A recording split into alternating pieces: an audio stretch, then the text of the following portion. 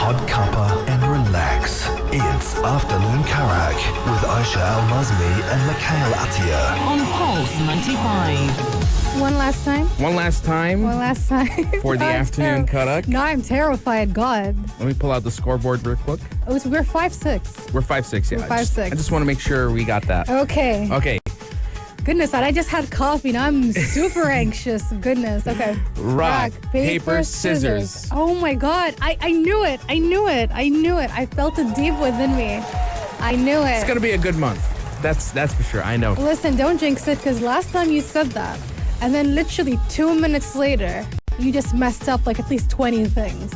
So do not say it out loud. It's for your sake. Humble victory. Not about humble victory. It's like I feel like every time you say something out loud about yourself, you're like, this is going to be a good day. And then things go It's going to be a haywire. terrible day. Do not tempt fate. It's like, okay, I'm going to show you even a worse day. I just kind of want like reverse psychology. I don't know. Honestly, maybe the fates. You know in Greek mythology how there are 3 fates and they're the ones weaving everybody. The sisters of fate, yeah. Yeah, the 3 of them. Maybe they're just like, oh, they have a sense of humor. You're like, oh, you want to reverse psychology us? We'll show you. They'll make it even worse. So like, just don't say it. Just say I'm happy. Just say you're happy about winning. I'm happy. You can give us a victory speech if you'd like. Nah, we don't have enough time for that. But we do have time for our upcoming stories. We have a nice little celebration. I got the chance to watch the rebooted film of Mortal Kombat. And also we're going to be talking about Sony as they seem to be pushing into mobile gaming. Yes, and the reason why I feel like we should celebrate this day is because I have an interesting story. If you were watching me watching us right now on YouTube, you would have seen me just hesitate what I said. Funny, because it's not funny. It's funny to me. Okay. But I feel anybody else who hears the story be like, that's not funny. Why are you laughing? Can't wait to hear this one. I'm going to give you trigger warnings from now onwards. I'm going to give a trigger warning later on as well when I tell the story. Because it's, okay, again, it's funny to me, but it's kind of traumatizing in a way because it's like, yeah, you're a teenager. You don't want to see that. But honestly, to this day, I keep thinking, did I dream that or did that actually happen? I'm not too sure, to be honest. Oh my God, I cannot wait for this story. That is how weird that story is. We're going to have a rumor, because what is the afternoon Karak except a bundle of rumors? We like to tell you all about the things that might be happening way ahead of time, because we might, it might be a hit and we might be right from the beginning.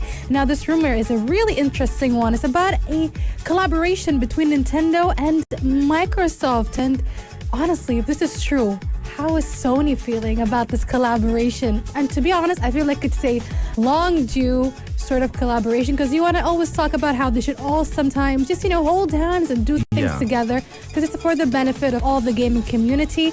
And the BAFTA Awards, it was spanning throughout 2 days, the 10th and the 11th of April. Now we can talk about the hits, the misses, the wins, and everything in between, and so much more, only here on the Magic Hour, the Afternoon Karak. What's the date? What's the date? What's the date? What are we celebrating today? Happy Hamster Day. Hamsters are amazing and they're very fun pets to keep. And that is the reason why I went through a very long phase of really wanting a hamster. I got my first hamster probably like a really long time ago, maybe when I was 13 years old, 14 years old, maybe even younger than that. I recall, okay guys, trigger warning, but not yet, but a trigger warning. Let's say, this trigger warning. Okay. This trigger warning. Very. Would you like some emotional music? It's a bit of messy. No, again, remember how earlier I said it's a funny story to me, but it's not funny, to be honest. Okay, so my first hamster, I got it when I just happened to be, when you're complaining in front of any of your parents and you're like, I want this, I really want it, like, please, can I really get it? Can I get it? And your parent says no, and then your uncle or your aunt or your elder sibling who happens to be there, they listen to you and they're like, just come here. We're gonna get one, you and I. That's exactly what happened. My uncle got me my first hamster. I don't recall how long it lasted, but I'll tell you the story where the trigger warning begins. Okay. I had 2 of them. I think it was the 2 he bought me. Do they have any names? I forgot, but also I think the reason why I forgot is because it was during peak my anime obsession, and I think they had Japanese names if I remember correctly. Okay. And I forgot them. Hamtaro? No, it was. I think they were Bleach characters. Really? I think so. I can't remember. I genuinely cannot. No, Orihime. they were both girls, and I think they both had the name starting with an R. But I genuinely cannot remember. Ryutsuku? No, Ryusuke. I think it was Rukia. I think. Rukia, yeah. I think. Probably. I forgot. And Rangiku, who was another character. I genuinely cannot remember. But again, it was during my peak Bleach obsession. Anyway, so one of them kind of died the next day. What happened? Just instantly. I have no idea because I was holding her. I think she freaked out and fell. Okay. But she was fine. She was running around. But maybe the next day she had some internal injuries. I don't know. Even though she was completely fine the entire night, I just found her dead the next day. But the other one, she lasted with me for a very, very long time. Several years. And maybe Mashallah. 5-6 years. And she was just doing her thing. She did not care about me. I loved her, but she didn't care about me. She was just, doing her thing. It's like hub bas min ba'id. Yes, she's like, I know you, but don't come near me. I'm like, I respect that somewhat. Yeah. So basically, I remember Googling, what do hamsters eat? And that's how I found out that hamsters are actually omnivores and not herbivores. And that they do eat meat and eat protein. Okay. And I recall I told my mom, can we please give her some eggs or something? Because we never gave her anything beyond, some of the food that you buy from the store. Yeah. I'm like, I'm pretty sure she has some sort of malnutrition. I'm like, even though she was fat.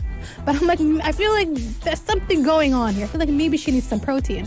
She's like, no, I've never heard of a hamster that eats chicken or protein or anything. I'm like, no, but Google says so. She's like, Google's wrong or whatever. So I'm like, fine, whatever. I can't say no to my mom. And then I think I was like, that was several years later, and I was like, I think she's lonely. Haram, I think she needs a friend. Her friend literally died the same night she came here. That's not fair. It's been years. Time to get another hamster. And I did.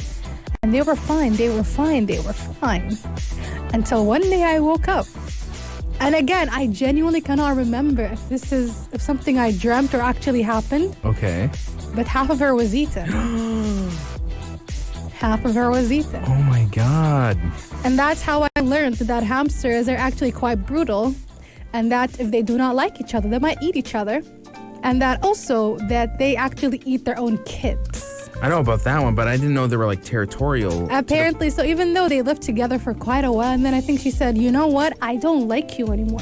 How old were you? Like your mid-teenage years? Yeah, mid-teens. And again, it's such a blurry It's too thing. real. It's too real, which is why I'm like, trigger warning. It's not funny, but it's funny to me. It's been like over 10 years. Yeah. And I'm like, I can't believe this actually happened to me, where I witnessed my hamster eating the other half of the hamster. What happened And to the alpha then? Eventually, she lived, I'd say maybe too long for a hamster. She eventually died, Okay. One day, like in the morning, every day I used to wake up in the morning for school, and I used to see her and just watch her on her hamster wheel, mess around with her and talk to her, etc.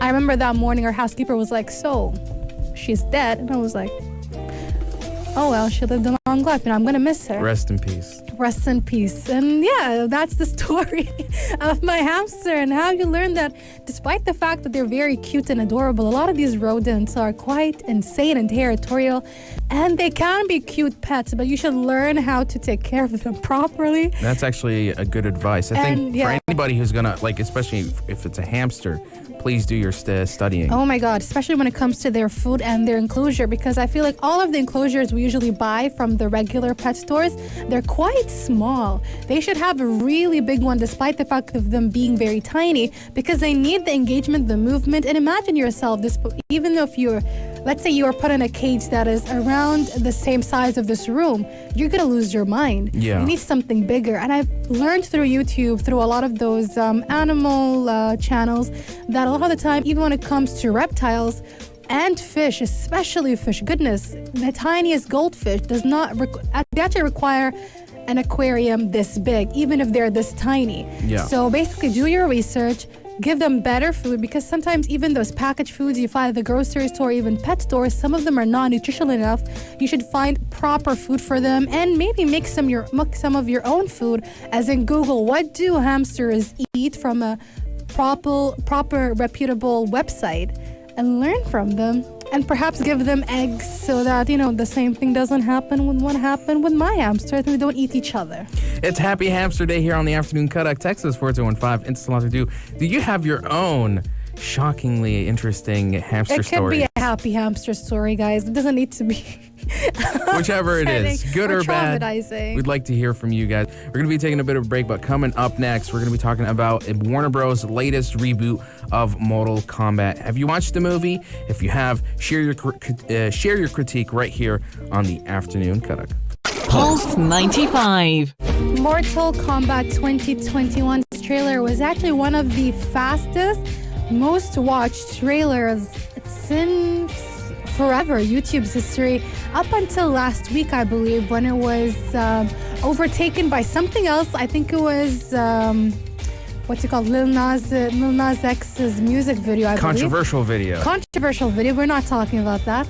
But I believe it's rightfully so, because it took everybody by surprise with the way that they were depicting some of people's favorite characters that they've been with them for decades and decades. And this is a very important and recurring question when we're talking about a topic or a movie that has been remade, recreated so many times.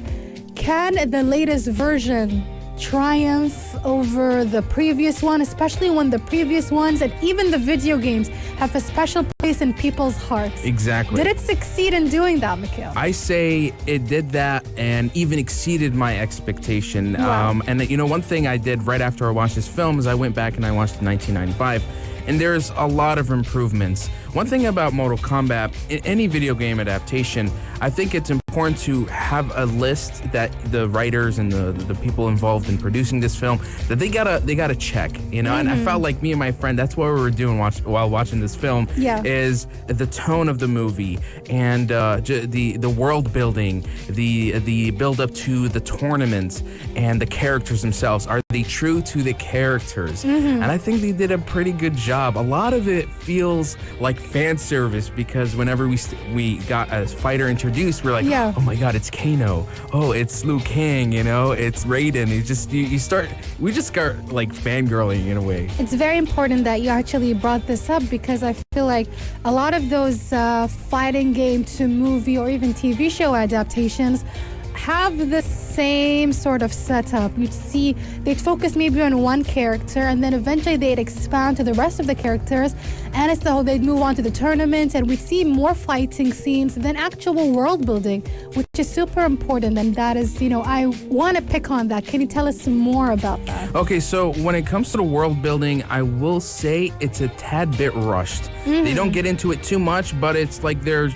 Is it enough, though, for this sort of movie? It's enough to build a premise and go with it. It's saying, they bring in this history that there are those who are chosen to fight in a tournament called Mortal Kombat to protect their realm. Yeah. And the video games is a lot more different than this. And it involves, these deities who are from, eons being old and whatnot. But no, it went for a different direction, and it even brought in this whole power level called Arcana, which is not something that's brought in the video games, but it's a way to justify why these characters have absurd powers in a world that's very grounded, where people don't have these things.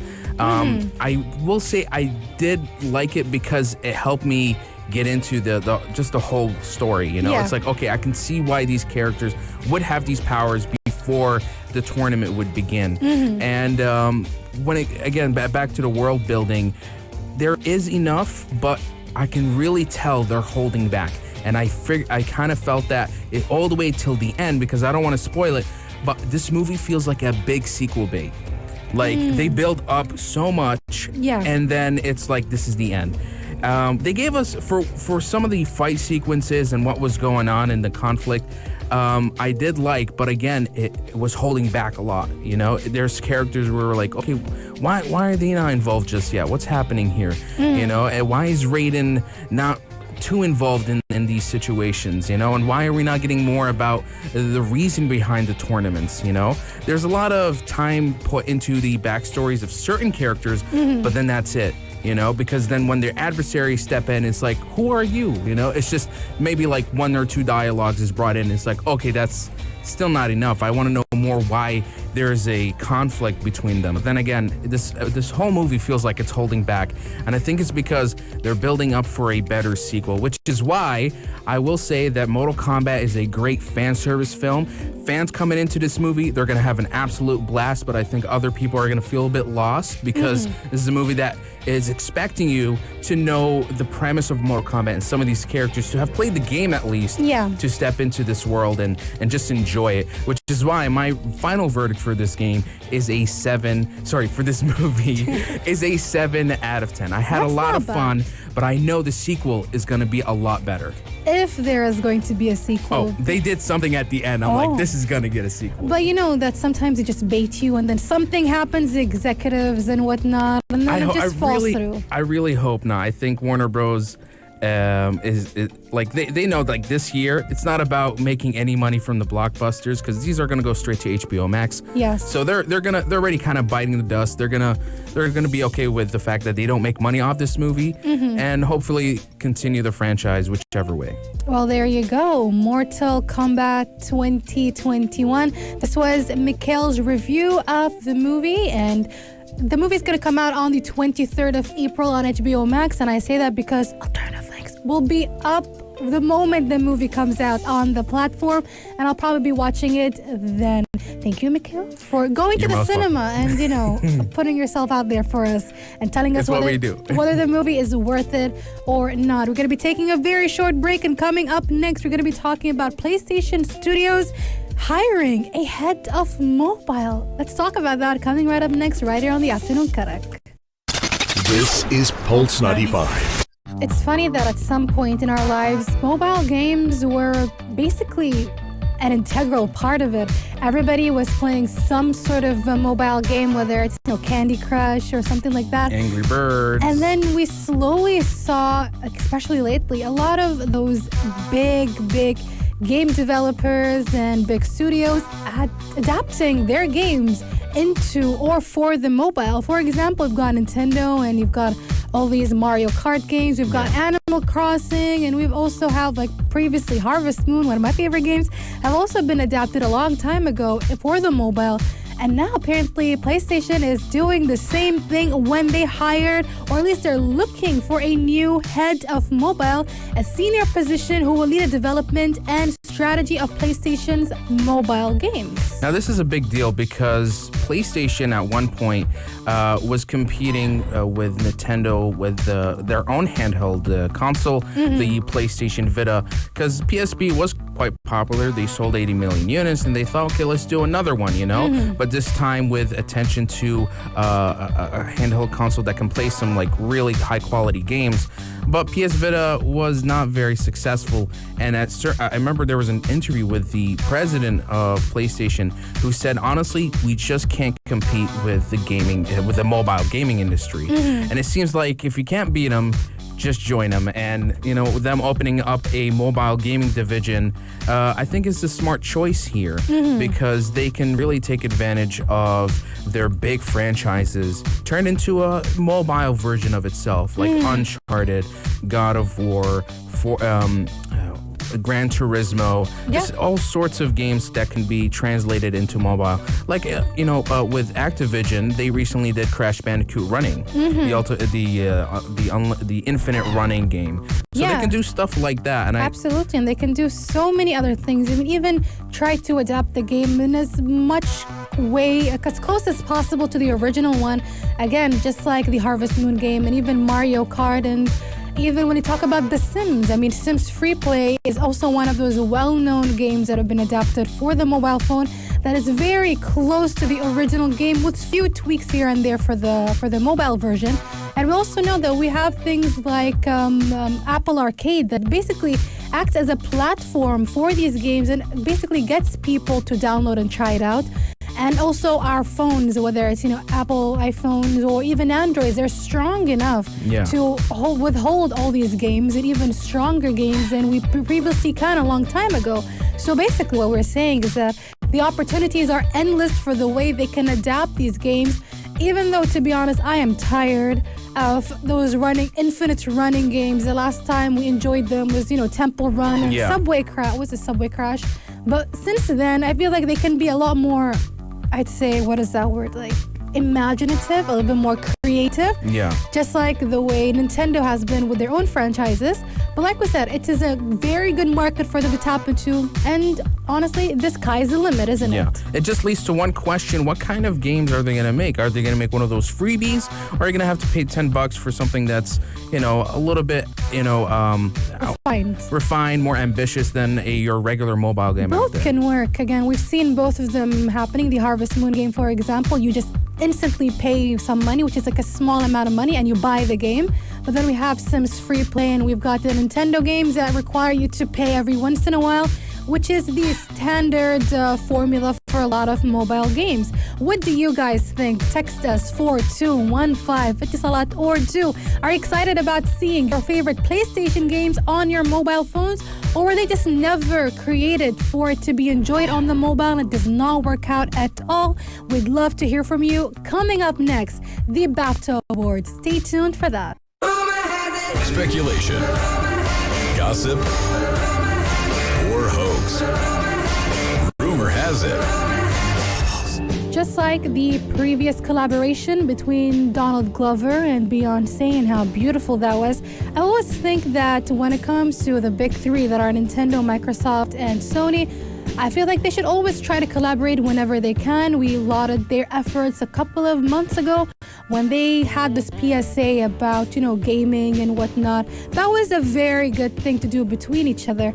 But now there is a leaker who teases a potential Microsoft and Nintendo partnership coming later this year. The thing about this is that the leaker says that maybe what this little information that they're talking about, this partnership could entail more than just video games. This could also entail maybe cross-play features of some kind. That would make sense because we keep on talking about Microsoft's expansion, or at least throughout across various mediums. They're going to release an application for the TV where you won't even need the console anymore to play some of your favorite games. Basically, they're trying to be more user-friendly and expand their user base. And that would be a smart way of doing it, because usually we would I personally would pit Microsoft and Sony against each other. Not so much Nintendo, because they do their own thing with their own consoles, even though technically this is between the three consoles, I understand that. But with Microsoft partnering with that other person and saying, hey, let's go against Sony together. Even though technically I feel like even Microsoft would love to do some sort of collaboration with Sony. I think it's more like a move to encourage Sony, or to just sort of push them, like, let's all be together, Yes, because I feel like Microsoft has been a lot more friendlier in the past couple of years in comparison to Sony. Now, there was a report earlier this week where there were talks that maybe the Xbox Game Pass subscription would be available in Steam. Could this also mean, with this rumored leak, that potentially the Xbox Game Pass will also come to the Nintendo Switch in some way? That way Nintendo Switch players can get hands on Microsoft exclusives.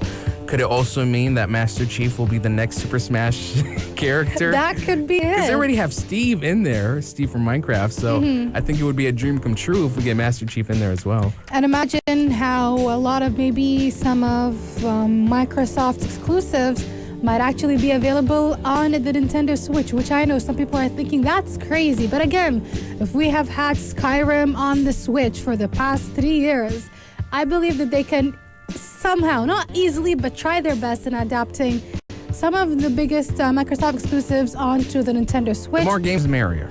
Absolutely. And some people might be thinking that's a drop in FPS, that's a drop in quality. But remember, in comparison to the big consoles, a lot of people have been going towards the Switch because it's a bit more affordable, especially since it's also a Switch Lite version. Yeah. So this means that people who want to experience some of Microsoft's biggest games can do so even at a lower, frame rate, at a lower quality, but they can still enjoy it within their own, I'd say safety net, or at least in wherever they feel comfortable in.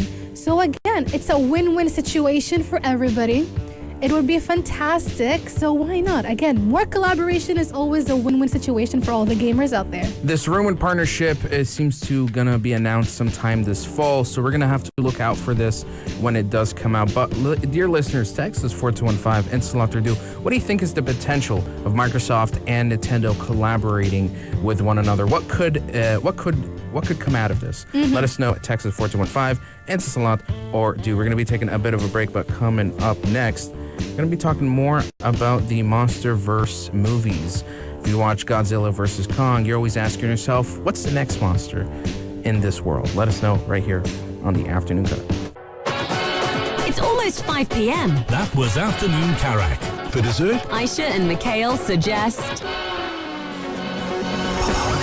Nearing the end of the hour here on the Afternoon Karak, but before we head out, we want to let you guys know about just sort of like an important announcement, because things are going to be changing. Hype up, Mikhail. You're talking like very slowly. Like, guys, we have a very important announcement. No, be excited. We are excited because we have a very important announcement. Yes. Ramadan's coming tomorrow. I think 95%. No, it is confirmed. No, it's 100% confirmed. Okay, 100% confirmed. And because of this, actually, don't listen to me. Actually, yes. I don't know, guys. I think yes, that it's 100% confirmed that tomorrow's Ramadan, obviously. So this means we have a new edition of the Afternoon Karak. Yes, we are going to be doing the Evening Karak. We're going to be going live from 8 till 10 p.m. Double the hour, double the fun. And we're going to have tons of new additional special segments. We're going to be doing some... We won't talk about it now. But we're just saying... Give them hints. Okay, they deserve some hints. Okay, so we're going to be doing some little fun mini games where you can win some really cool prizes. Guys, you can win things. We're serious. On a daily basis. Mini games, prizes, daily basis. Yes. So don't miss out. Don't miss out at all, because we're going to have some storytelling. There's going to be some guessing. Obviously, what's Ramadan without some riddles? We need riddles out there. I mean, that is the essence of Ramadan. Obviously, the worship and whatnot, but also the riddles are very important. Also, in addition to the food. Again, since guys, we're going to be here from 8 to 10, we'll always welcome any sort of dessert you guys are going to send us. We'd love that. Why not? I think there'll be days where I won't have enough time to eat iftar. So I'll just rush. 2 minutes away. How are you going to rush? It's the idea of that I don't want to present on a full stomach, because it might be bad, I'll be probably burping, and drinking too much water. Usually you think that people go like, you need to wait after eating before you go swimming. I've never heard you need to wait after eating to do some presenting, but who knows, maybe I don't want to take that risk, understandable. So guys, once again, instead of 4 to 5, we're going to be going live from 8 p.m. till 10 p.m. tomorrow on the Evening Karak. And with that, we wrap up everything and send it off to Yalla Home. Big Hassan and Anna Schofield coming right up next, right here, only here on Pulse 95. If you liked this episode of Afternoon Karak, drop a like and subscribe. Pulse 95. Be sure to follow us on Instagram for all our daily updates and top stories.